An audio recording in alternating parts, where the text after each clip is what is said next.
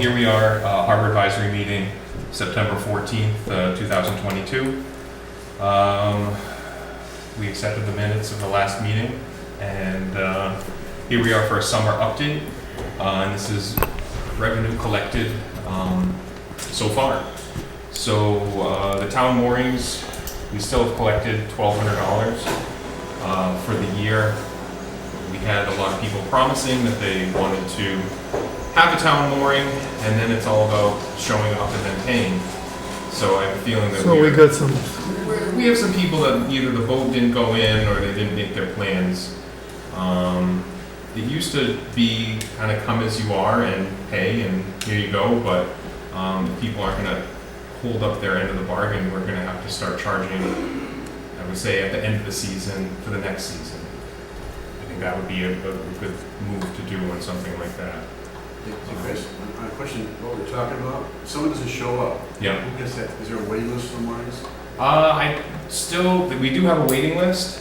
At the end of the season now, I'm trying to at least honor people because some people have the moorings, they'll pay for it and the boat won't go in.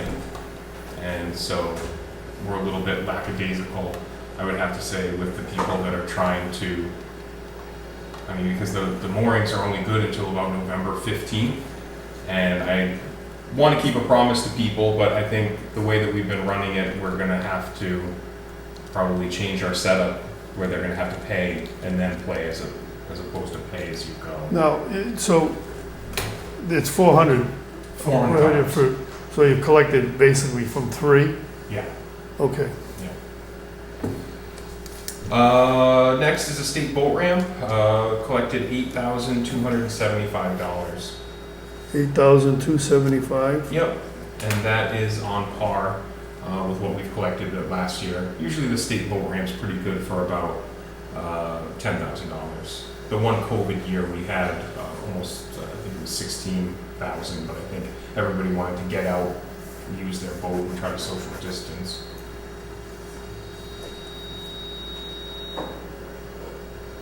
Okay. Next on the list is the dock and slip waterway user fee. $110,255. Usually end of the year we collect somewhere around $120,000, so we're about $10,000 shy of the mark. And we have tagged the boats. We're continuing to do our second round of tagging right now, and I think we'll be able to make up the extra $10,000. So in other words, we've still got about 10,000 to come in. 10,000 to hasn't- go. Yeah. Okay. Yep.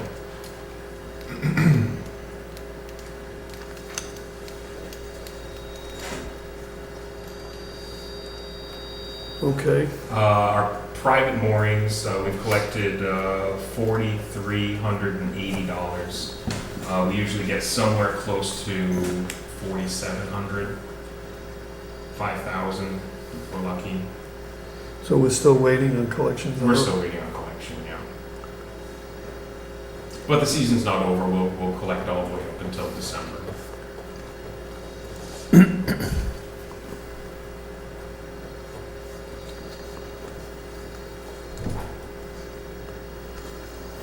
Okay. Another stat that we've been doing, we pumped over 6,000 gallons of septic from the boats. Gary and I were out there today just because the weather didn't really permit for Monday and Tuesday. We usually get up around 8,000 or 9,000 gallons depending. And it usually knocks off sometime in November. Let me go back. Commercial moorings, is that something different? No, we've collected our commercial mooring fees. The big players are Spindle Rock, Trips. Is there an amount is that mixed in with something else? That goes into the enterprise fund. No, but I mean, it's not differentiated, no. No, but I mean, you know how you had private mooring and you had Yeah. dock and slip? Sure. Is there a total? I don't have a total for that. Okay, It's something that we collect okay. above and beyond.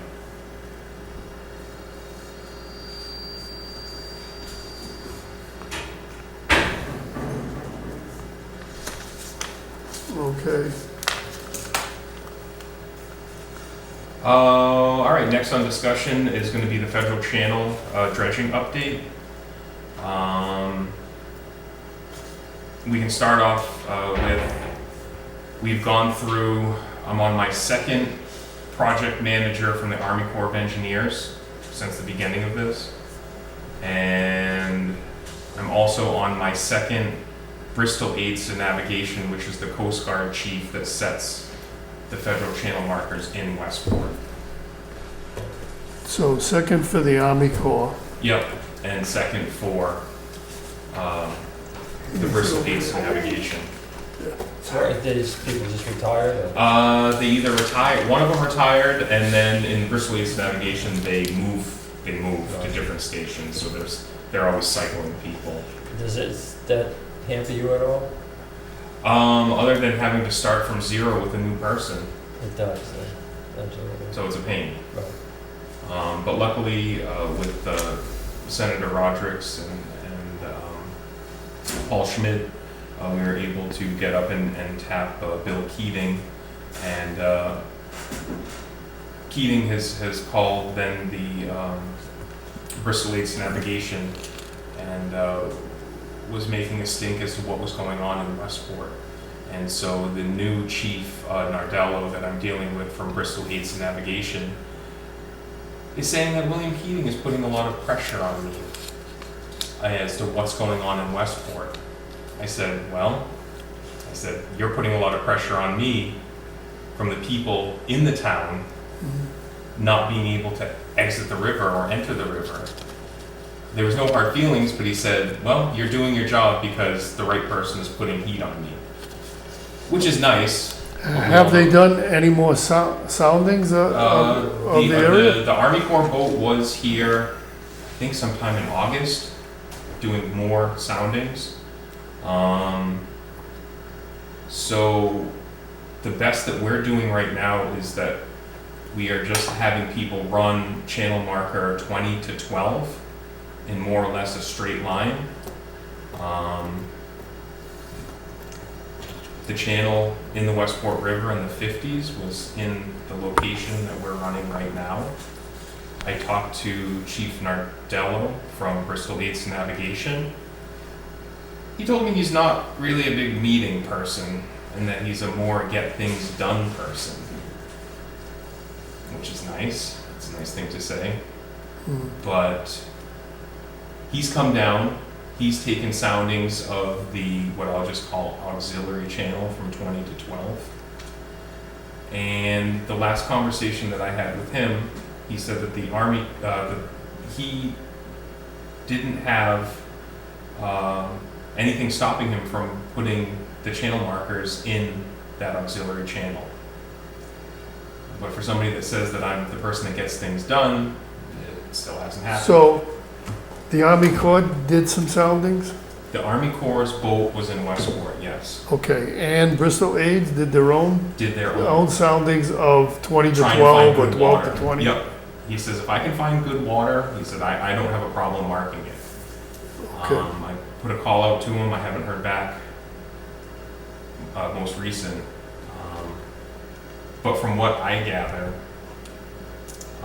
for a quick fix is ultimately to move some channel markers into that auxiliary channel, because the existing channel right now, I had a sailboat come in, Is unusable, there's yeah. nothing left.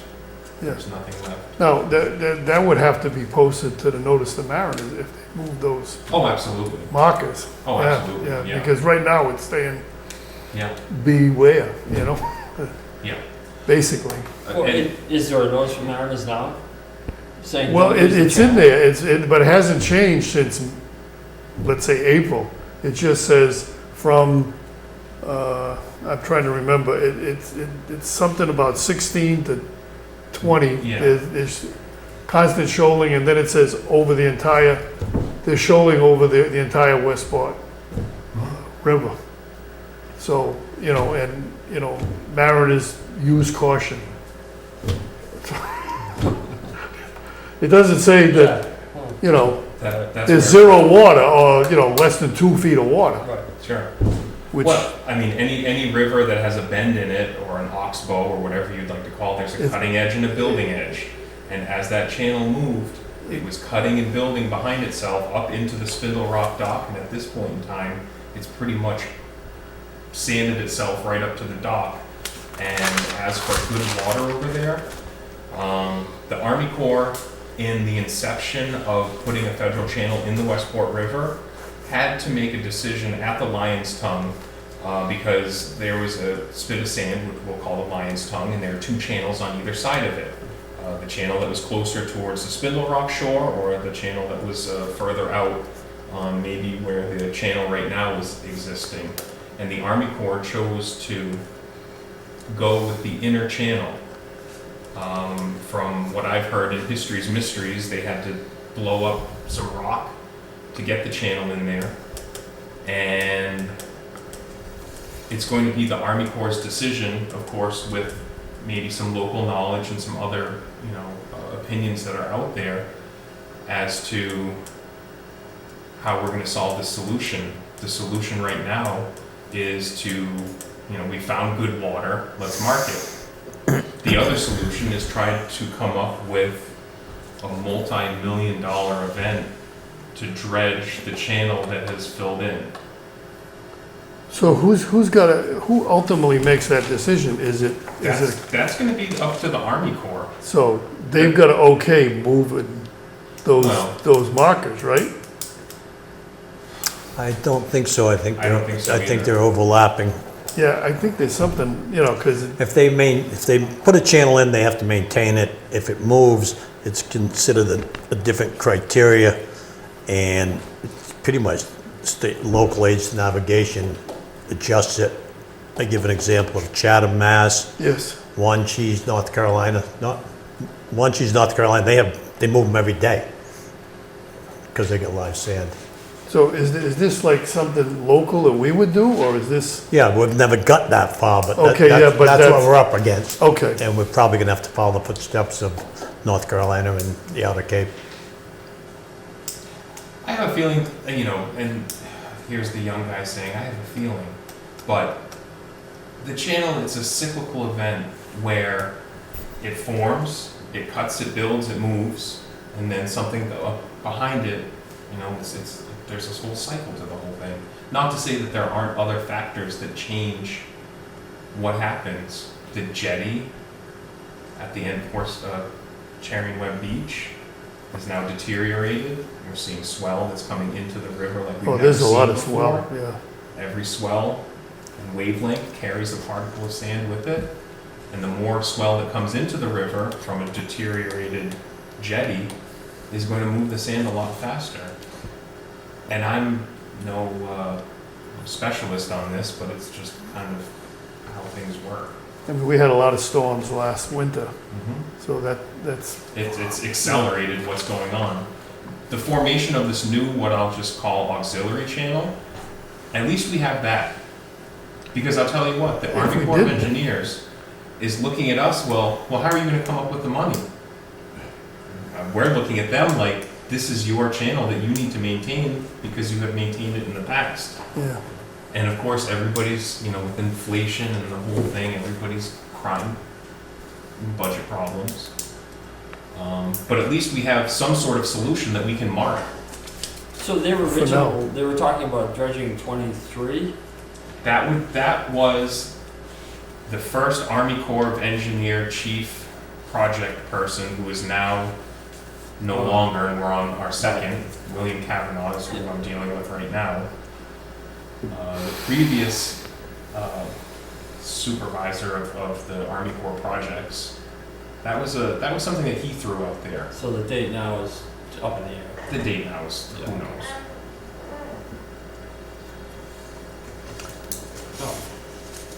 But we Like do you have, say, we do, You have an alternative channel. we have an alternative channel, and we also have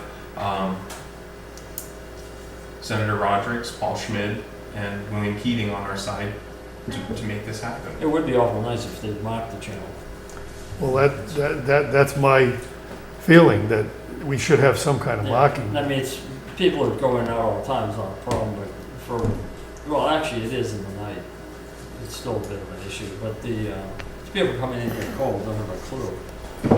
Oh, absolutely. Well, I had a sloop come in from, they were heading to Secaucus, it was getting dark. They came into Westport and just hung a right up in this bar. And it was so bad and the tide went out so far, I said, well, thank God you're here, you're gonna tow us off. I said, I can't physically tow you off right now, you guys. I said, as long as you have enough food, water, and electricity in your batteries, you're gonna have to spend the night. Nothing like calling the Coast Guard and saying, yeah, I got to that boat. No, I couldn't tow them off, but they're gonna spend the night. Sure enough, the next morning I was out there at 6 a.m. helping them out and sending them on their way, but these are things that we don't wanna have to do. And I said, even to the person, I said, did you follow the channel? And they said, what? I said, are you near any channel markers? Oh no, I don't see any. And this is just somebody cold coming into Westport, and it happens all the time. They're not even following Well, yeah, I mean, Oh, they weren't the even in defunct channel, They yeah. they not that that matters at Yeah, this point. Oh, yeah. Well, it's running around there, or running around, Yeah. further In up the the channel, channel. in the channel, Yeah. exactly. So, they would have found the shallow spot. Chris, you said that channel was 60 yards before, or 60 feet to Spindle Rock, that's now narrowed down to nothing? more or less, yeah. Wow. Yeah, It's if you- supposed to be 200 feet. Yeah. It's supposed to be a 200-foot channel.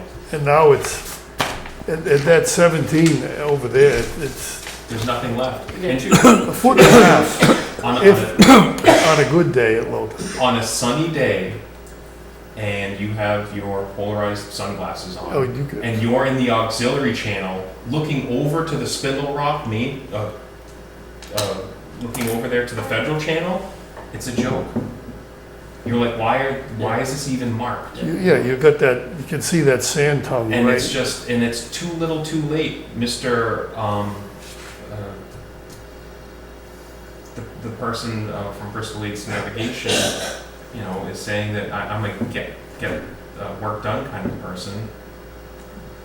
And here we are, the end of September, Just a middle of while. September. When did he start? When did he start?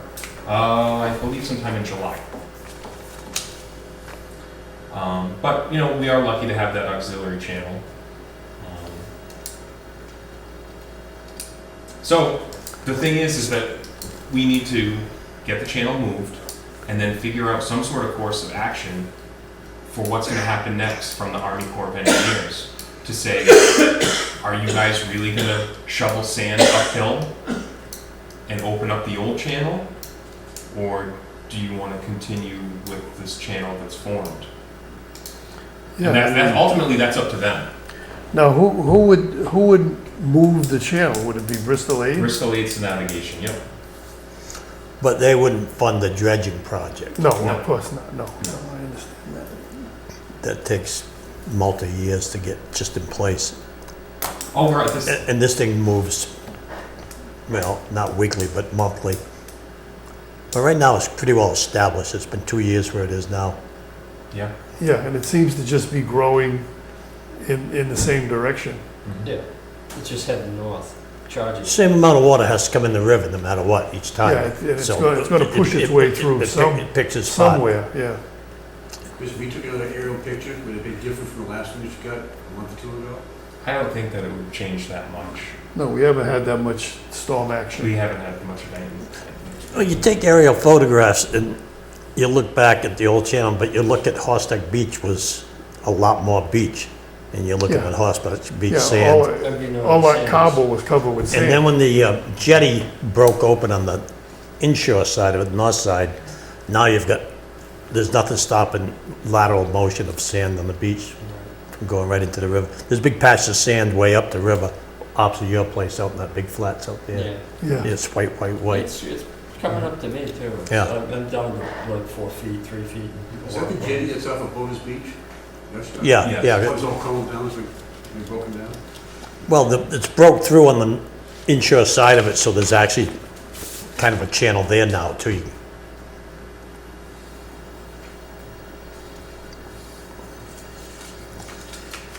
But it's Yeah, a you got one complex over situation. here, And then you got it over there, yeah. It's not a glacier. This is the old jetty, someplace in Yeah, here. it's right over there, the jetty. Now this is deeper in here, and this is shrank. So now you got water coming this side of it, And that's what's taking most of the beach with it. yeah. So where's the auxiliary channel? Well, it goes from his 20, okay? And it goes here. It's almost a straight line. Straight. Yeah, it Yeah. goes, you'll see on a lot of That, the that old. show spot's not there anymore, that's all Yeah, over that's there. good, because this corner is gone. I mean, for the most part. And this marsh here is now, there's a sand there almost at high tide. Yeah, it's like a, yeah, It's a new beach. yeah. But this is typical of a Barrier Beach. And Yeah, it changes all the they time. change continually. All right, so maybe we can get some more information from Bristol 8, if That's and what when. The information that I'm looking for is when are you coming to Yeah. do this? That And would, what happens with Bristol Aids to navigation, come the end of the season, is that they remove a lot of channel markers for ice and things like that. I mean, I would like to see the channel marked, with something. yeah. Because they're gonna come in and remove more. At this point in time, when you get in and around Spindle Rock heading towards 20 and all these other federal channel markers, there's a lot of federal channel marker information that is not doing much of anything. I mean, there's gated channel markers and the whole thing where it used to be, and all of that is obsolete. I mean, that 16 and 17 is They could- useless. they could And they really- could take them right out. Yeah. They could put in, try to clean up what's there and have 3 channel markers to mark this auxiliary channel Yeah. to lead you from 20 to 12. There is a little arc. It's not a complete straight line, but No, there's a little, yeah, there's you a got, little you arc got a to curve, it yeah. that curves west a little bit. Yeah. But I think that they could map that out as best they could, and represent that with the channel markers, because the federal channel markers that are in the area of Spindle Rock are completely useless Yeah, at this point. They could probably do what you just talked about and eliminate channel markers because they got more than they need over where there's no water. Yep. And that being a fairly straight shot, you could probably get by with just adding 2. And this Yeah, is this is a Band-Aid. It should be Bristol Aids Navigation Band-Aid, because that's what we've been getting, is a Band-Aid, and we've just been out there looking for good water. and they keep moving them, and it's like, Yeah. and now there's no place to move them in the same direction. The thing is, if we were to mark this auxiliary channel, I don't know what we would find if it keeps cutting and building, going into the same. Oh, I think westward they'd have to biannually Yeah. come down Change and it. just change them a little motion. Oh, bit. to change it. I just don't know. That's what they do in Chatham, that's what they do in North Carolina, they change them. Because the Army Corps blew up rock to have the original federal channel that went in there. I don't know if heading in that direction we're going to see anything else as the sand moves. What's Wow. there? Well, who knows? I don't know. No, I mean, it could come back the other way. Okay. I know there's a lot of moorings there that I like to. There's a lot. There's a lot of moorings. There's a lot of There's a lot buried moorings in there. Yeah. Sure. Yeah. Chris, one other question on that. Sure. Channel was dredged in 2007, now it's 2022, Yeah. and all this stuff happened in a couple of years. Yes, but Oh, it think happens about to- the storms in the last, It 3 to 4 happens winters. monthly in the winter. oh, it's cruel, yeah. Because, I remember having no problems at all with the channel. A lot of your boats must have a bitch for time, it's moving over time, how do they navigate? Well, we've had some of our commercial, we've had one commercial vessel leave Westport completely to say, this is not working for us. We've had other commercial vessels that have chosen to stay and continually use the marked federal channel, have ground strikes, and then have to haul out and fix problems with the boat. And I'm urging the guys now to draw a line on their chart plotter from 20 to 12, because that's the best water we have. But it's just kind of insanity trying to run the same federal channel the same way, looking for different results, and you're Getting a not. lot of flack. I'm sorry. You must be getting a lot of flack. Oh, that's my middle name. Yeah, I mean, okay, I think we should move on, Yeah, we can move on. okay. But if there's any other questions or anybody has any other ideas or anything like that, then you can come down and talk to me in my office. I'm happy to happy to So, to talk about it. You so know, what we're waiting on is the need for Bristol Aids to get going. to come and make a decision And make a move some things decision around. and then rework those useless markers right now. I would think that when you talk to them, you'd probably maybe get some kind of a working plan in place where this is Temporary. checked, biannually or as needed. Well, the working plan was I'll be there in next week, And It's, it's you a know, no-show. and it's a no-show. Of course, I don't know their schedules and what they need to do in other places because we're not first, but we're definitely have our arms, our hand in the air saying that there's a major problem in the federal channel that needs to be addressed. Better off just taking those things out of it than having them there. I mean, It's just, a- right now, it just deceives people into thinking it's a channel. That's Oh. pretty much their call, but a lot of our input will help get the call made, but they gotta be down there hands-on and do it, see it. Bring the Polaroid glasses, put a drone up, whatever. The other thing too that I just would want to add is I'm not sure outside of the Harbor Advisory Committee if we would want to put together some sort of dredging committee that would meet. I'm just throwing that out there if that's something that we Well, would if, want to do. I think it's good to have one Sure. ready, or, some people are willing to serve. I think it. we should wait before we get into any kind of recommended dredging stuff, because I don't think that's gonna be productive. Dredging's not gonna be the answer initially. No, right now, we need to have the auxiliary. We need to mark good Use. water. Yeah. Right, Period. The end. That's Right. it. and then just But- the physics, the hydrology of it, it's the same amount of water comes in and out of the river every tide. It's just, Where it goes. yeah, and that's the thing we gotta chase, but dredging is not necessarily gonna help anything that I see. Matter of fact, when they first dredged it in 2007, and then they dredged it another time, it was probably in the 80s. It changed, like, in one southeast storm, it changed. Oh. thousands So in of other yards words, of sand they being pumped the moved. sand Yeah. over here and it made no difference whatsoever. Nope. Well, they pumped it on the beach and then it came Right, right and back it came in. right back. It's just, 3 months. 3 months was gone. Oh yeah. At a price tag of $2 million. I don't know, it was something like that. 5 million. This go around, yeah, we're looking like double. So, going back to this jetty, on the south side of Long Island, they put berms out about every quarter mile, and that stops the lateral movement of the sand. This thing was holding the beach in place until it broke around the inshore end of it. And what I think is accelerated the process now. And there might be a quick fix to just, if you filled in just I think that, an inshore end of that thing. Those are really hard to do these days. Oh, no, I know it. Put that stuff in. It's like impossible. Yeah, Yeah. it's, But would it become under a maintenance thing? It's a common sense approach. If you bend Old Bluffs, they did a great job over there saving their beach area. The Negatown Road going into Agatown, they have about 7 of those. And you can see them, all the sand building up on one side of them all the way down. Keep that sand from shifting, so that might be what you need to do. Yeah, that causeway we've got is causing a problem. Raise up the causeway and knock the sand back. well, I mean, the jetty at the end of Cherry and Webb Beach near Boaters Beach, that was put in by the Department of War a very long time ago, and then the Army Corps fixed it up again. And the Army Corps really isn't sure if it helped or hurt, and they're kind of washing their hands of that whole thing. And just to have the Westport River see ocean swell coming into it like we've never seen before, I would say that it's doing something positive.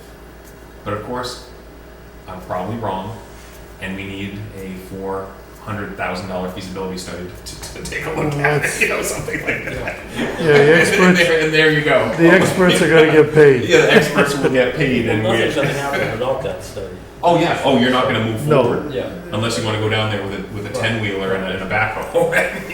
It's not going to That's happen. probably gonna come up. Be carrying rocks by hand. Yeah, exactly. Yeah, just a couple in your pant leg every time you go on the beach. Well, if it's an existing thing, can they fall under a maintenance thing and avoid a lot of new project studies? Is what I'm thinking. Well, you remember, going up to that dredge in '07.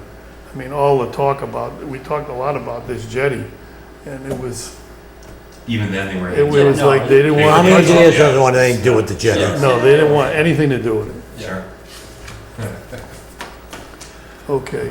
One of the hurricanes knocked it over, I don't know which one, probably 38, knocked it down.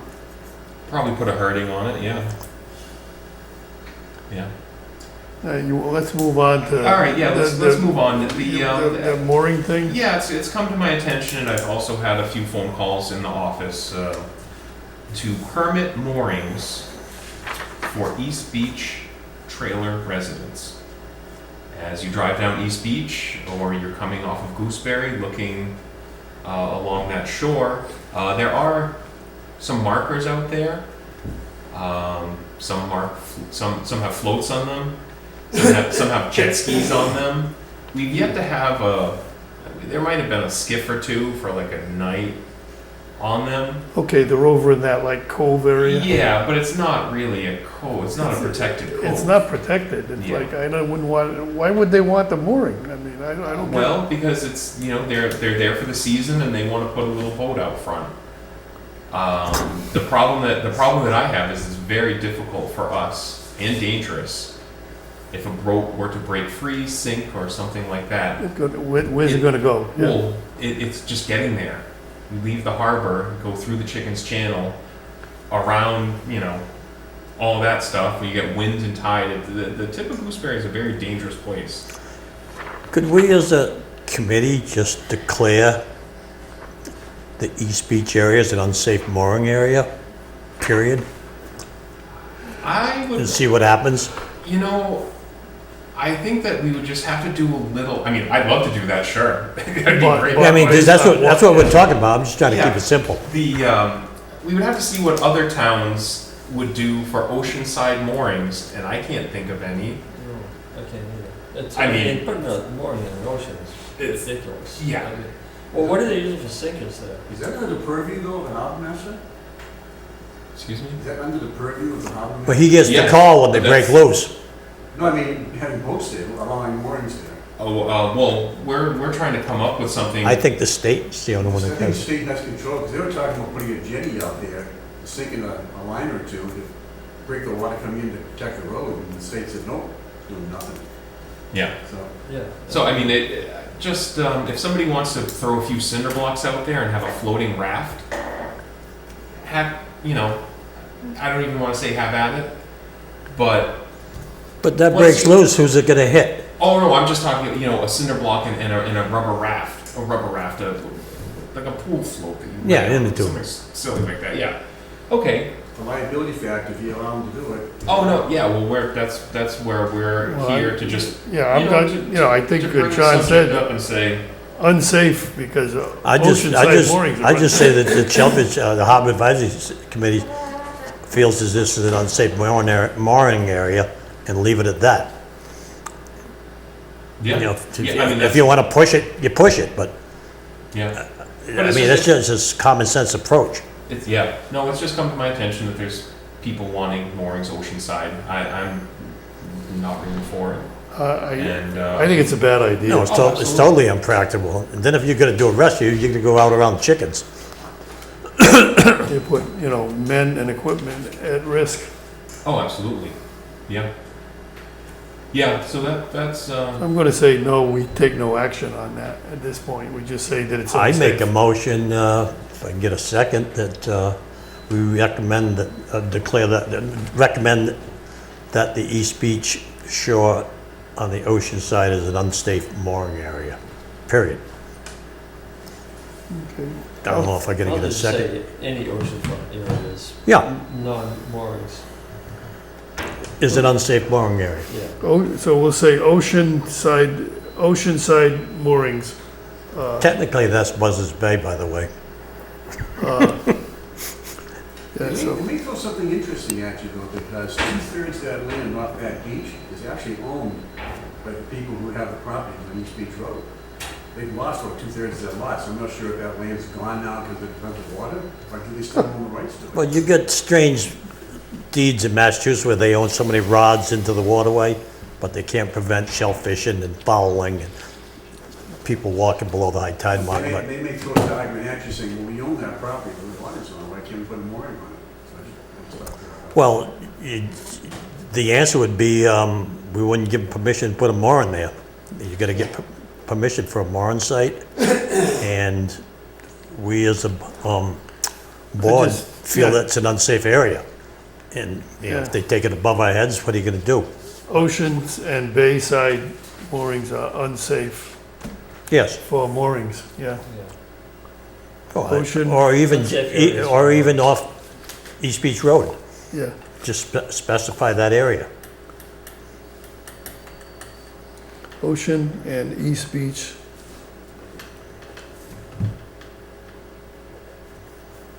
Area. Unsafe for moorings. So that's our view. I'll second that. I'll go for it. You what? I'll vote for it. Okay. All in favor? Aye. Any discussion anymore? Okay, all right, it's unanimous, so we're just gonna make, I gotta put it as a motion. I've never seen a mooring in an unprotected area. Yeah, I don't know where there is one. It's crazy. I mean, Yeah. the there's problem- private land on Horse Neck Beach, was to prevent somebody wanting to put a mooring out there. And then peel their boat off the sand with the first storm. Yeah, But there's nothing preventing it. all So- the rocks now. Used to be sand. Yeah, it used to be sand. Now the sand's in the river. Right. Yeah, there's a major differentiation of having waterfront property in the Westport River and having a mooring in front of your house, as opposed to having oceanfront property, then, No, but I know what you're saying. I've seen a couple of, you know, yeah, there's some things. I saw a jet ski out there, you know, Yeah. anchored, I don't know. And it's like, somebody owns it, comes down, it's calm. Why can't I put a boat there? Yeah, I mean, it's when good times go bad, you know, you're there for the weekend, but to approve anything out there, you know, if you wanna throw your anchor out there and put a jet ski out there, we Yeah, can't stop you anchor, from no. anchoring your boat. I've had one call so far, I believe it was last year, somebody at East Beach said, there's a jet ski floating out here with nobody on it, we don't know if the people are in the water, whatever. I said, okay, we took a ride out there, took a look, the jet ski was at anchor, nobody around, it wasn't, Yeah, jet ski wasn't running or hot with people in the water, but tell that to the person looking out at the jet ski with unmanned. Right. You know, it's- Okay, I said East Beach, the motion, and ocean exposure areas are unsafe for mooring, period. That's it. period, okay? And it was unanimous, okay? So that was a motion. So that's our viewpoint right now. And, you know, that could be your answer to them.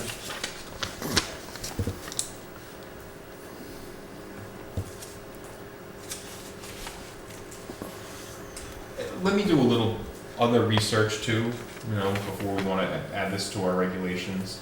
Yeah, okay. I'll call up the state, And, okay, other towns, just see, you okay, know. I'm gonna what- say what you're gonna their- research it. Yeah, we'll do a little bit of research here, because we don't want to jump, you know, feet first. But we're going on the record as saying how we feel presently. Yeah, Yeah. I mean, in our experience, it's not a good idea.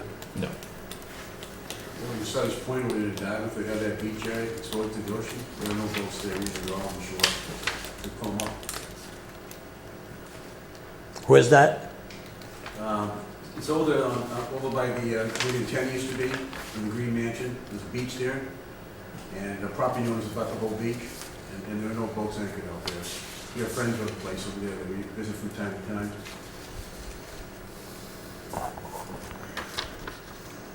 Okay, you wanna go to the next one, the town dock wharfage Sure. holder? The Marine Service Department is also under the wharfinger, and so we have about 1,000 feet of commercial vessels that tie up down at the Westport Town Dock.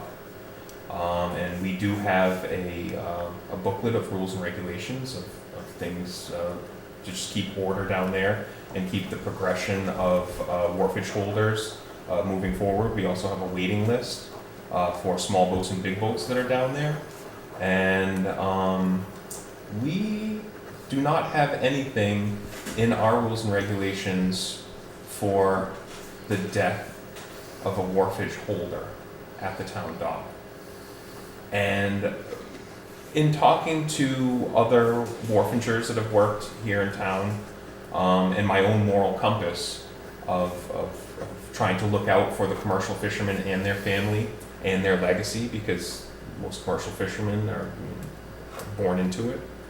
I'd like to have a regulation that states something like, upon the death of a wharfage holder in good standings with the town of Westport, the family of the deceased shall have first refusal of the deceased's wharfage location to continue running what I'll just call the family business. We have some, we're all gonna die, and I'm trying to look out for the families of the children that are working in the business, that if a working family, head of household passes away, that the family then has the first right of refusal to keep the wharfage spot in which their family has worked in their boat for their business. My own moral compass says that this is something that could be added, and of course the family has the opportunity to then say, we're gonna sell the boat, the licenses, and cash out. See you later. Would this be for the remainder of the season or till the, how's it gonna work for the, in other words, is this for next, in other words, they have it this season? We would have to. And We would, certainly they keep it for the rest of the present year. Would Yeah. this be the first right for next it year? would be the next, the wharfage is paid once a year. Okay, Wharfage is paid once a year. So once that year of payment then terminates, the family would then have the first right of refusal to keep the spot, keep the boat. I know things could get complicated where, well, who owns the boat? Well, if it's family owned, could they pass the boat down? Sure. Are they passing the wharfage location of the boat? Right now, no. So if, let's just say, father and son own a commercial fishing boat down in, well, actually, if the father owned the boat and the son wasn't on any of the paperwork until they passed, there's nothing tying the family to the boat or the wharfage spot. But this it could, gets confusing It now. could, it because suppose there's two children, Sure. Then then does the wharf rights add to the value of the boat and licenses? As opposed to, I mean, I see the moral compass part of it. Yeah. It makes all the sense in the world. Sure. But how many of them is it gonna be, a father and son? Father, son, father, daughter, whatever it is, whatever their family happens to be. Maybe just the wife and her, Is it immediate family or it can be nephews and it would have to be immediate. immediate family? But even that is an octopus. Yeah, this is where it comes out. It's, yeah, there's a Maybe lot that's of what another ifs. I would Yeah. think you'd want to talk to a lawyer, That's Yeah, that's about it. because when you get into wills and stuff like that, Yeah. well, suppose you're not the next, you're the next of kin, but Yeah, because they don't own the spot. They You don't know what I own mean? the- They It's don't- not like they lease it's a the spot. mooring, you know what I mean? Yeah. This is a lease or, yeah. they a lease the rented spot. Yeah. Yeah. what's the renting this like? I mean, Probably have about 10 big boats and 20 skiffs. quite a lot. Yeah. I'm sure there's people on the waiting list that are deceased also on the list. Right. You know, And then- but I won't know until I have to call the numbers. And Yeah. my question to you is, do you have a boat? Yes or no? Right. And if it's yes, we have a spot for you. If it's no, we're not waiting for you to buy a boat. Right. Yeah, we can't do that. That's Yeah, So it was just something to think about. But really, if we all know that we're going to pass at some point in time, and if you want your family to continue, Guaranteed. you would then sign your boat over or sell your business to your next of kin that would then maybe get a spot. You know, because if you're a I town don't resident- know how to write a regulation. That would That would- definitely have to be done with a lawyer. I think a lawyer'd have to like, Yeah. I think you have to discuss it with I the mean, town I attorney see like, you know, or something and say that, explain what you want to do, Sure. you know, and then see if see if they think See it's what- viable. Yeah. I'm sure there's wording that covers it. But, you know, and to what extent, you know? I mean, a berth down there holds value to your business. So As long I as- made the sacrifice of building a boat with a certain draft because I could tie up in Westport and I didn't have to go to New Bedford, Yeah. period. I mean, it was a business decision.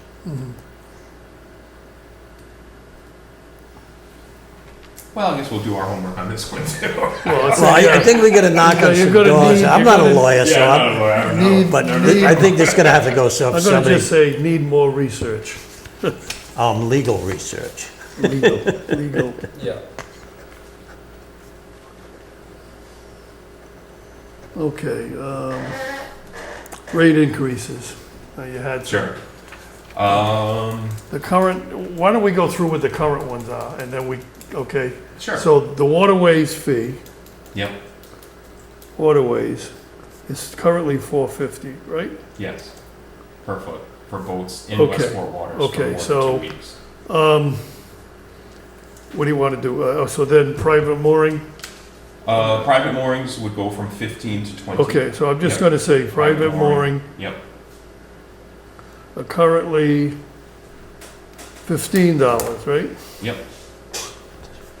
Talk about the best buy in the world. Well, yeah, I mean, they're still paying a waterways fee for whatever They're site, paying, so they're paying, yeah, a mooring and Yeah, a waterway waterway fee. fee. Sure. okay. And then, so, state ramp, I mean, we State ramp, I've contacted the head of the state ramp and I said, listen, I said for $5 a day to park your truck and trailer, today, in 2022, 2023. I mean, look what it costs to go to the beach. Oh, absolutely. I mean, Oh, absolutely. So I've talked to them and I'm working over the off season to hopefully bring that up to like $8 or $10. yeah, I would say shoot for 10, Yeah. and then you get a season, whatever, you figure a season pass for so What much. what they said to me is that they have to see why we would need a rate increase. We have streetlights that are down there that cost money. We also have people in the department, the time that we put Yeah, I down mean, there. raises, they get fuel costs, Oh, all the of whole this, it's thing. crazy. So I have to then justify why do we need it, and I can fully do that to say, you know, how many man hours we need to run the place, you know, the things that we do there. So currently the state ramp is $5 for a day pass, and what's the season? I want to say it's 65. I'd like to say. I can't tell you off. I don't want to give you bad information right now. But it's something that's in the town clerk's office that they sell the state boat ramp. Okay. Yeah, I haven't, I've got it, but It's somewhere, where it yeah, is. somewhere. I think it's So- somewhere around so $65. What are we proposing, like $10 for a day pass, Yeah, and what, 100 for the season? not bad. You might as well make $100. Yeah. Yeah, because, you know, you figure, before, if you're going 5, Mhm. and it was, I thought it was like, something like $35 or something, but you're saying I 65? think I it's thought it more. was $35 too. I thought it was 35, but I 35? mean, I can't recall it. Yeah, But I will, I want find to say out. that it's more than that. yeah. So I would say $5 for day rate, and we go to a $10 day rate, and 100 for the pass. Well, if the state's gonna pick his And brain, then they're gonna say no. Well, they're and gonna we- ask we him, can adjust it. they're gonna ask him how he justifies, Yeah, and then. so you're gonna show that much more Yeah, expense. yeah. That's right. Yeah, we have to show the man. And then you said $5 for the waterways fee, correct? It would go from From $4.50 to to $5. $5. And private mooring would be 25, correct? Yes. Okay, and then we also discussed, as I looked at the minutes, we talked about Hicks Bridge. Now, what's the rate? Because you're putting floats in up there. Yep. You know, you've got the Porta Johns or whatever, you've got all that expense, you know, and people are using that and marketing. Oh, it, absolutely. okay? Yeah. So, his- what is it now? 25? I think so. It might be less than that. Yeah, Because we don't sell, this is the thing, we don't sell the season passes out of my office. it's all that it is. The state Town. boat ramp is done with the town clerk. But then the money The goes Hicks- into, The Hicks Bridge I is think it then used to be sold in the $10. selectman's office. It was cheap. It's cheap. Yeah, Doesn't touch the enterprise fund, the Hicks Bridge? it does. Hicks Bridge goes into the enterprise fund. That so was you something want to that the- research that, so whatever it is. Say Yeah, it's 15 and there's this, then probably a senior rate too. yes. Okay, so you're gonna look at that and then, The numbers that we can talk about and the bread and butter of this is there's the waterways, private fee. mooring and state If ramp. we kept our status quo in numbers and went from $4.50 to $5 a foot, there's roughly 26,500 feet of buildable boat in Westport. So 50 cents a foot. 50 cents a foot. We're looking at, I'll just get to the point. We're looking at a $13,250 increase from going from $4.50 to $5 a foot. Okay, and that might just pay for your fuel. Oh, in today's, yeah. Yeah, I mean, it's like crazy, you know. Fuel is double. If we, these are the two hard numbers that I can talk about. If we went from $15 to $25 for private moorings, it would be an additional $3,325. So those- 3,000, what, 3,000? $3,325 So you're talking about $17,000 gained with those two with increases. those two increases. Is that kind of what you're looking for, to keep your budget intact?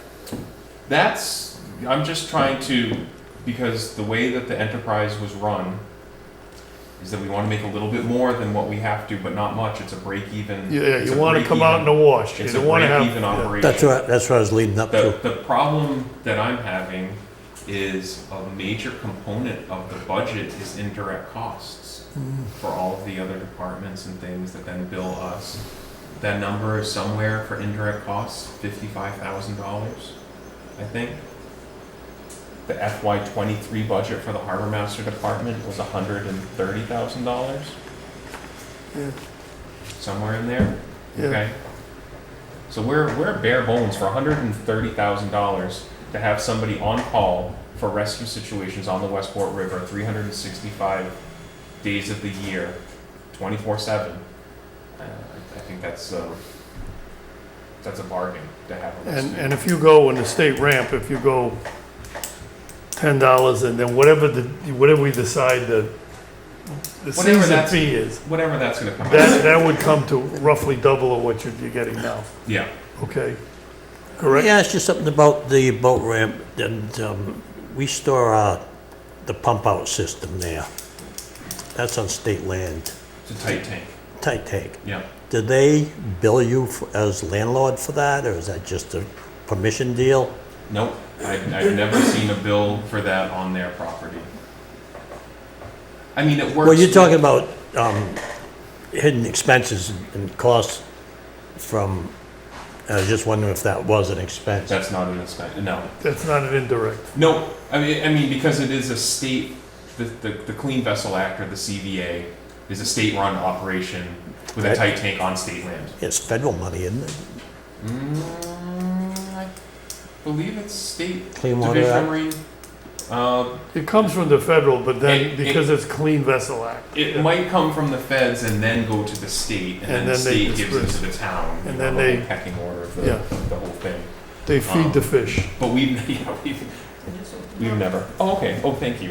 That's great. State boat ramp is $45 for a season pass. Okay, 65 doesn't sound bad, but hey, here we go. so if you I- go, if And you then- just double that, And then Hicks Bridge is $20 a year.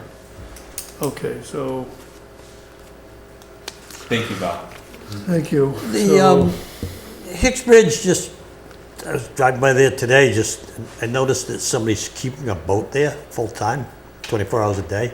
On land, Yes, permission, Dharma Rowing Club, permission from the selectmen. they have permission to keep a boat there 24/7. Special interest group that's saying that this is a good thing, the selectmen approved it, so they can store the boat, they have a little locker there, they also have parking for the people that come to row. Special permission granted from Yeah, the selectmen, so yeah. that's fine. Yeah, I don't have a problem with that. So do you want to make a motion on this, anybody, for these fees? I don't want to make a motion. No, I think, so, I mean, In look, this discussion, we still got time. I'll make a motion, it raises the two fees as discussed. It's, those are the two that are The The nailed mooring down. and the user fee? yeah, private moorings and user fee. Private moorings, you can go up to $25 and user fee up to $5. I'd second that motion, I'll second Okay, that motion. Ed made a motion. $25 for private mooring Thank you, Chris. Thank you, have a good night. and $5 for waterways fee. Any other discussion? All in favor, say aye. Aye, Aye. Oppose? Okay, unanimous. motion. So I just, sorry to circle back a little bit, but what I do is just projections of what we would make in the enterprise fund for the projected amount, just so we know what our budget is, plus the indirect costs. Right now, and this is what I only added in here, was the increase from $4.50 to $5 a foot. Instead of getting, pulling in $119,000, we would be pulling in $132,000 for the waterway user fee. When we calculate that with other fees like the state boat ramp, the private mooring, the wharfage, all this stuff that goes into the enterprise fund, we would be looking at a number of $189,000. Okay? So, and this is just very simple math, where we have a budget of, $130,000, then plus a $55,000 indirect cost fee. Indirect cost. Yep, we're looking at $185,000.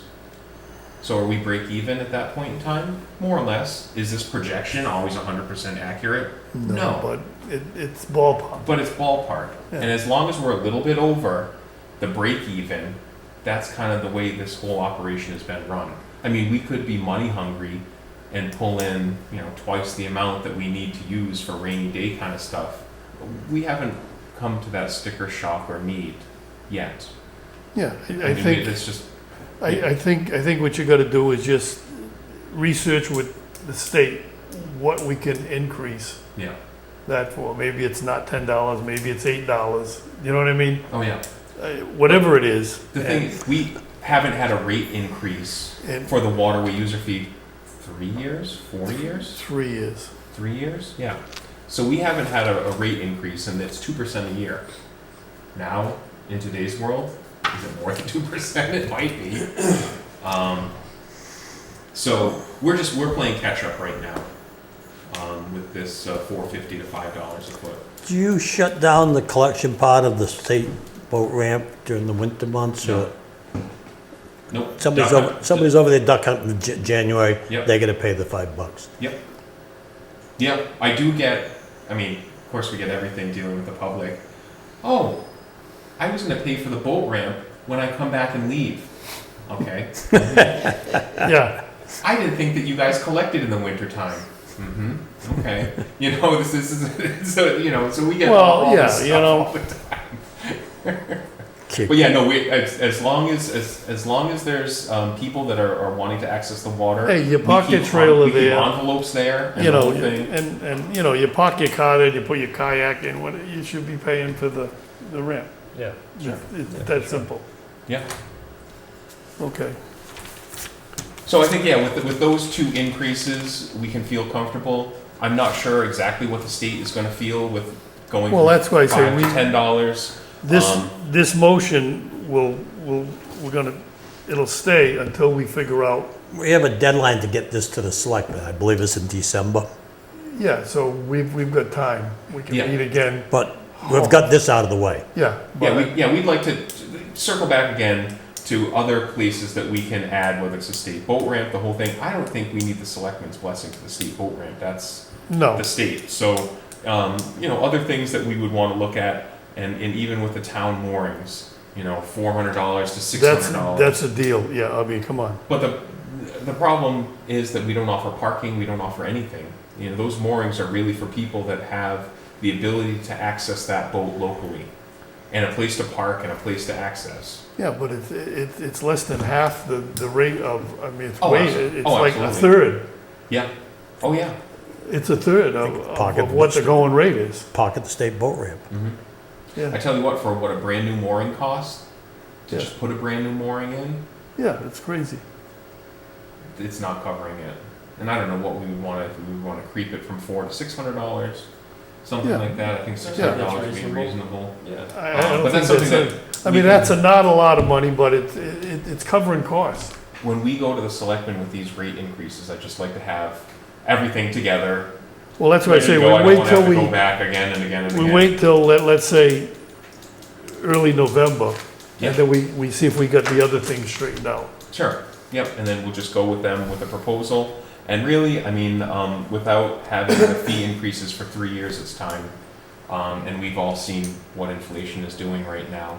And, you know, what I need to do on a small budget, we're doing it, but we definitely need to keep the bump increase going.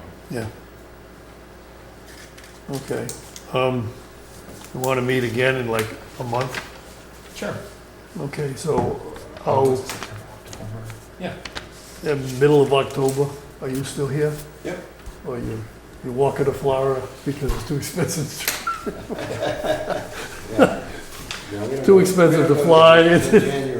Yeah, okay. Didn't we do Tuesdays before instead of Wednesdays? She said Is that what you want? I don't care. Tuesday works better for me. Okay, so the next meeting will be, I'm gonna be gone the middle of Something I wanted to October. bring up, Jeff Bull, who lives down the street from me, and is on the landing committee, wanted me to let all of you know, and you probably know already, that they're looking for a grant. I think they've got some part of a grant to rebuild the ramp at Hicksbridge, which I guess another part, is it true, another part of that ramp broke apart? I haven't had any reports of people having their tires or axles ripped out of their trailers. oh, if you go too far, Yeah. If you go too far at low tide, forget it, yeah. I haven't had any reports. We did have the highway department and the 10-wheeler with cobble dump stuff off there just so there's something that the tires will hit, as opposed to just going off into Boom, space. yeah, And then you're on the frame of the trailer pulling forward.